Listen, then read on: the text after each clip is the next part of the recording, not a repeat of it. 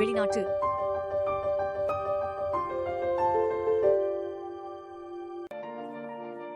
நண்பர்கள்.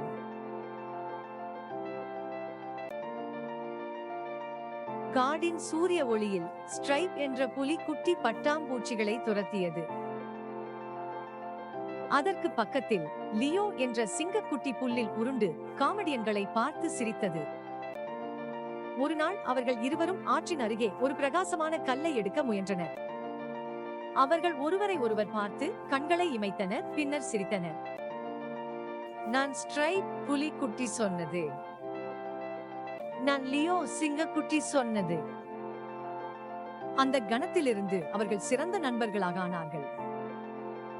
அவர்கள் ஒரு உயர்ந்த புல்லில் மறைந்து விளையாடினர். ஆனால் ஸ்ட்ரைப் எப்போதும் அவரை வெளிப்படுத்தியது. லியோ தனது தந்தையைப் போல கத்த முயன்றது, ஆனால் அது சின்ன சிரிப்பு போலவே இருந்தது. ஸ்ட்ரைப் லியோவுக்கு மரங்களில் ஏறுவது எப்படி என்று கற்றுக் கொடுத்தது. சிங்கங்கள் அதில் சிறந்தவை அல்ல என்றாலும் லியோ ஸ்ட்ரைப்புக்கு காடின் களிமண் கொண்டு வேடிக்கையான முகங்களை உருவாக்க கற்றுக் கொடுத்தது.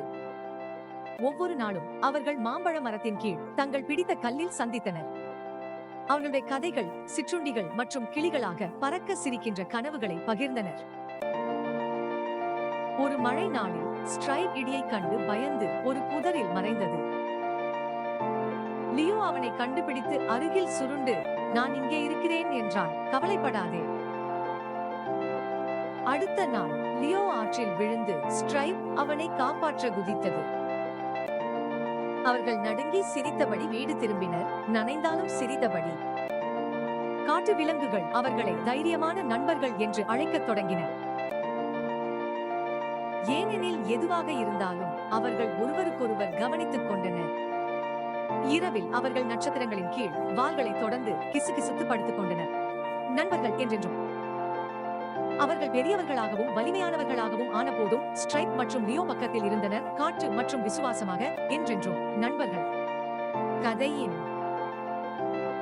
உண்மையான நட்பு ஒரே மாதிரியானது அல்ல. அது மகிழ்ச்சி, பயம் மற்றும் ஒவ்வொரு காட்டு சாகசத்திலும் ஒருவருக்கொருவர் துணையாக இருப்பது. இந்த கட்சியை பார்த்ததுக்கு நன்றி. இந்த கதையை விரும்பினால் லைக் பகிரவும் சந்தாதாரராகவும் இருங்கள். இரவு வணக்கம், இனிய கனவுகள்.